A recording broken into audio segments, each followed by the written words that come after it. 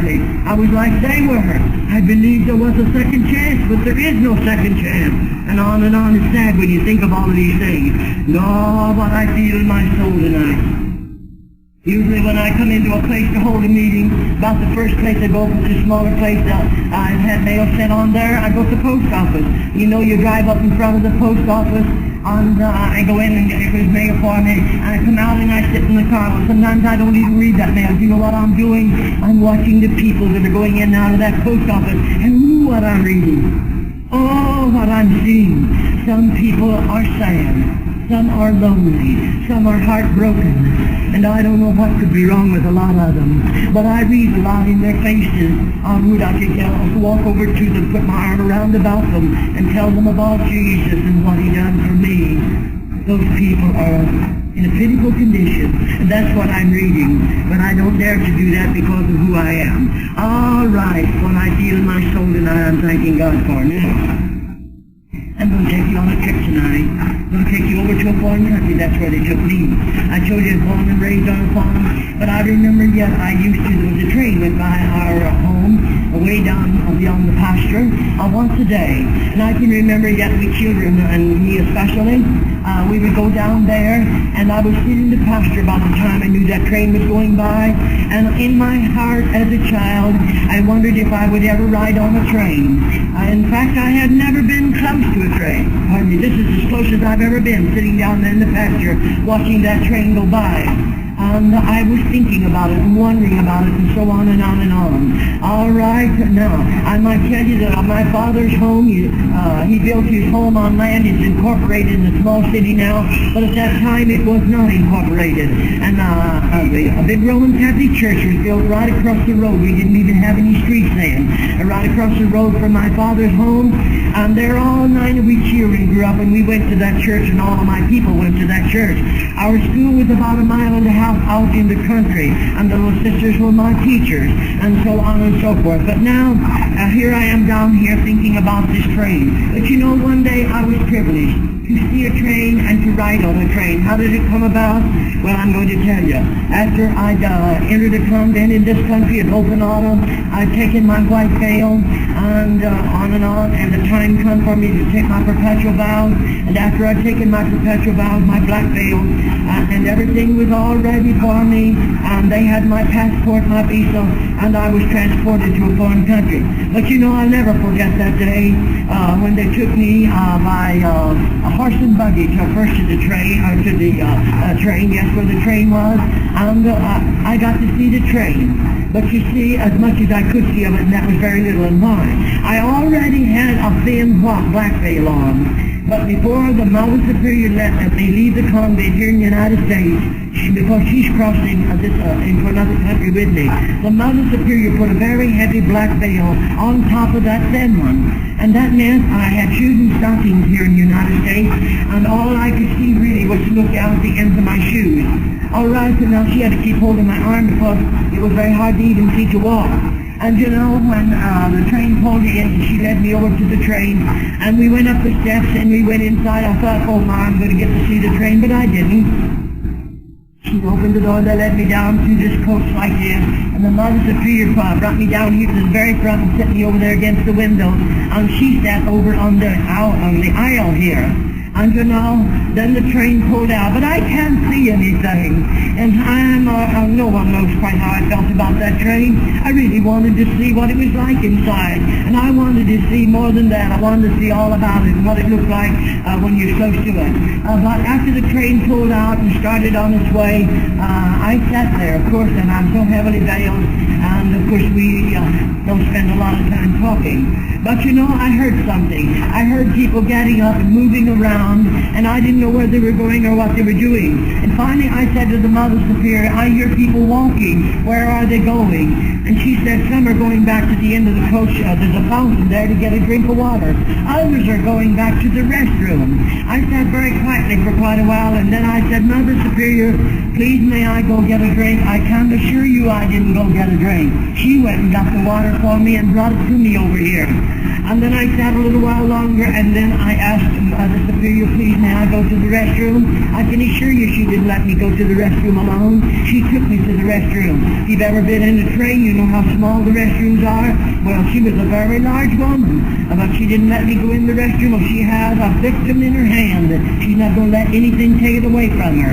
All right, and I'll never forget that ride on the train. Now I'm taken from the train, and we're put on a boat, and I'm going to spend around 2 weeks on a boat. And I'll talk about seasickness. I was sick.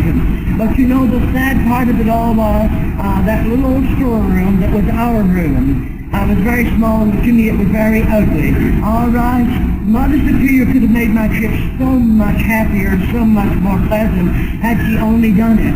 You see, I've said goodbye to the United States. I've said goodbye to my father and mother and all of my loved ones, my friends, and to everything in the world that I've loved. I said goodbye to it, and I'm crossing into another country, knowing I'm never coming back to this country again, knowing I'll never see my parents again or any of my people. It's a tremendous price to pay, whether you know it or not. I loved my people just as much as you love your people. All right, now, the Mother Superior would go up on deck and eat her meals with the rest of the people, but the Mother Superior brought my meals down here in the stateroom, and oh, I'm homesick. Just a few days and I was so very homesick, and really I was so seasick I didn't care too much whether I ate, but it was the fact that she brought it down there. Why didn't she take me up on deck and let me eat with the rest of the people? But she didn't, and it was a horrible trip for 2 weeks to live like that. And when we got over into a foreign country, all right, now there's 2 priests there in a car to meet us, and they put us in the car. All right, now I don't know one single thing about that country, and they whipped us away out there in the mountains, and they put me in a cloistered convent, 1 story under the ground. In that convent there was 35 miles of undertunnel. It was like a city, you might say, under the ground. All right, I didn't know I was going to live 1 story under the ground. No one in this country told me any of those things, but here I am. All right, there I spent the best part of my life in that country, in that convent, and let me tell you folks, it wasn't anything to smile about, and it wasn't anything funny. Homesickness was terrible. Oh, the tears that I shed, and I was really homesick. But on and on as I continued to live. All right, all of those years I lived there in that country, in that convent. You look at me tonight, and because I'm a child of God, and because my God is a great physician, and I told you He has healed me. Some night I may be able to tell you more about it, of so many terrible things. All right, I'm well in my body, yes. Very well in my body. I have pretty good health for a woman my age, and travel like I do all over this country. Oh, that's all wonderful. But you know, you look at me now. You know what I look like the day that God said it's enough? And the day that God made a way for me to be delivered out of that convent, I weighed 89 pounds. I'm a large-brained person. I'm 5'7". I weighed 89 pounds, and my cheeks had fallen in, my eyes are falling back in my head, and the day that God delivered me out of the cloistered convent, this shoulder was broken, this arm is broken just above the elbow. Now, oh, my body was in such a terrible condition, and my mind was in even a worse condition than my body.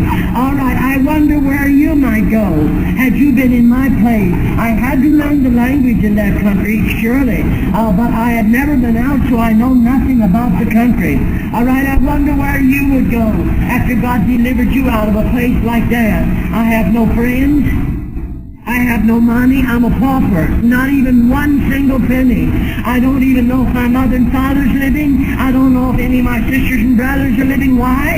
In this country, I took my black veil, my perpetual vows at 21 years of age. That's when they transported me to a foreign country.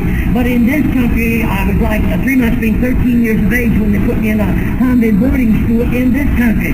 All right, now, in this country, they let me write to my father and mother once a month. I wrote. Mother and Dad wrote to me. Oh, and the letters would come, much of have it blacked out, and I didn't know half that was going on. But you know that when it was time for me to go abroad into a foreign country, the Mother Superior in the convent in this country, the one who went with me, had promised that I could write to my parents once a month, just my parents, and they could write to me once a month. All right, once a month they gave me the pen and the paper, and I wrote the letter. It never left the convent, but the letters coming from this country to that country to me, the Mother Superior destroyed those letters. I never received any of them. So when God delivered me out of the convent, I didn't know if I had any people living at all. No relatives. Of course, I'm a pauper. We have no money. We're not allowed to accept one single penny. And so there I am. And where am I going? In that condition, where would you have gone? Well, I'll tell you, I was out 3 days and 3 nights in the wide open places, laying down on the ground anywhere I could find it, and no food, no water, by the way. I tell you, only God will ever know what it's all about. 3 days in the evening, they picked me up and put me in a hospital. And I'll never forget when they took me into that hospital. First place they took me was up into surgery. And there they stretched me out on a table. And there was 2 doctors, and I can't remember, 3 or 4 nurses, something like that. And you know what they did? They just kept walking around. After they had me laid out on the table there, they just kept walking around that table like, what for? I didn't realize what it was all about then, but I soon started to cry. I didn't know I could cry. Because I quit crying over there in the convent. You waste your tears. But I started crying. I thought, do these people think I'm a freak of human nature? Is that the reason they're doing it? No. When I started to cry, the doctor came over and patted me on the head. And he said, I'm sorry. He understood. But he said, I have never seen anybody look like this. What have they done to you? I still have on my Carmelite nun's habit. What have they done to you?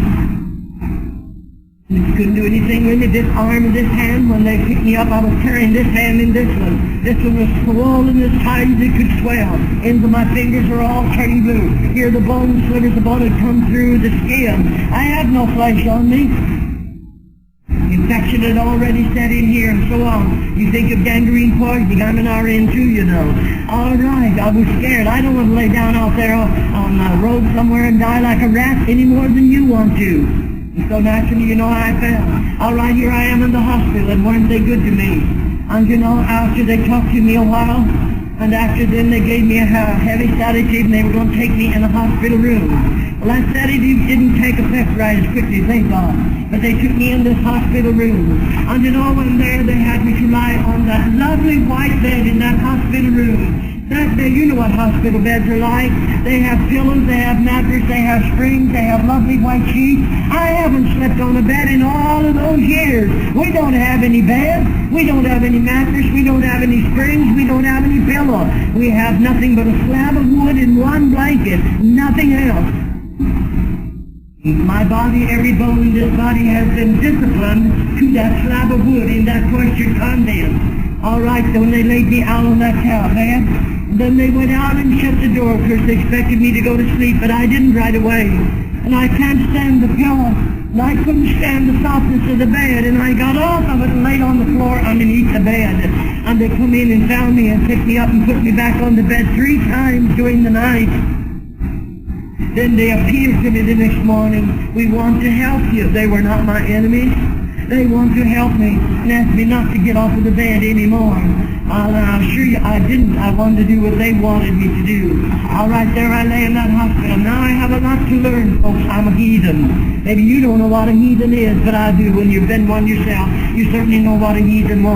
I become a heathen because I lived with heathens, and because I lived 1 story under the ground. And we have no outside information, no newspapers, no radios. I don't even know a war's going on back there.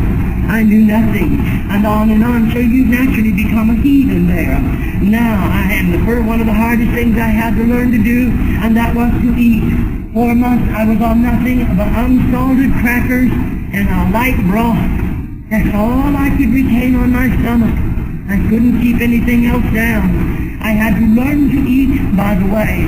And then the time come after I learned to eat, I have a lot more things to learn. The time comes when I began to get a little bit stronger, because I want you to know those people were good to me. They gave me the very best of care. I don't know how many months went by before I could try to walk. They wanted to see if I could walk. Say before I'm an operation on this left hip for TB of the bottom, they didn't think I would ever walk again. All right, but you know, one day, this is what one of the doctor's wives, she bought me a new pair of shoes. Think of it. She bought me some hose. She bought me some civilian clothes. And